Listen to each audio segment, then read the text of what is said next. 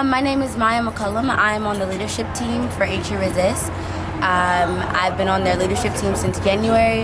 I've been in part of the organization since last year. We've been putting the work needed for this occupation to occur for the year. The actual occupation plan probably started about in January, and this plan came to fruition this week.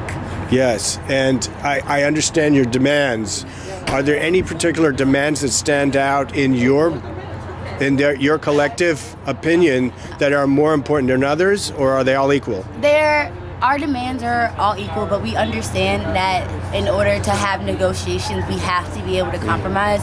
However, the last two demands are things that we cannot compromise. The last two demands are the resignation of President Wayne A.I. Frederick and the added student power in the system here at Howard.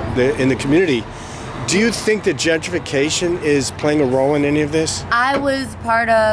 I actually came into leadership because I was a part of HE Resist's gentrification team, where we had a town hall that talked to local communities about gentrification, and we could see our own university contributing to that when they sold off our dorms to be renovated into high quality lofts that students and the local community members can't even afford. That definitely has played some part in the lack of housing, as well as the lack of transparency that they have when it comes to a lack of housing.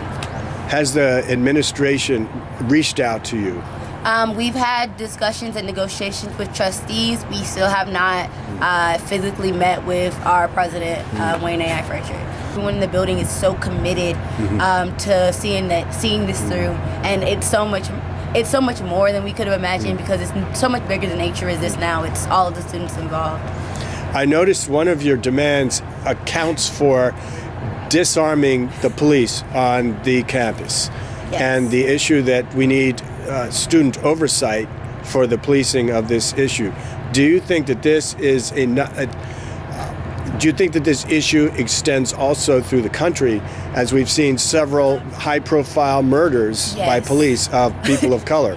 Yes, it would be ignorant of us not to acknowledge the fact that this university is predominantly black. It's a HBCU. Most of the students here are black students and they come from communities where police brutality is frankly often and happens often. And it's not fair to the students for us to ignore that our campus police doesn't contribute to that problem, especially when we actually need campus police.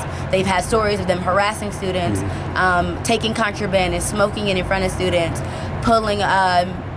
intimidating students, while when we really need them, they lock the doors and call it SWAT.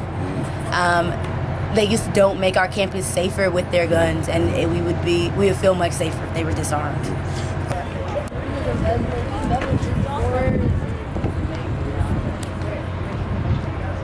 And what do you think about this occupation of the administration building? This is the students. I think it's amazing. It's needed. It's needed for the people to understand their power. So when you recognize people in positions of power aren't handling their power properly, and you take action, it's powerful for people to realize that they can take action. Yeah. They can force people to do the right thing that are in more powerful positions than themselves.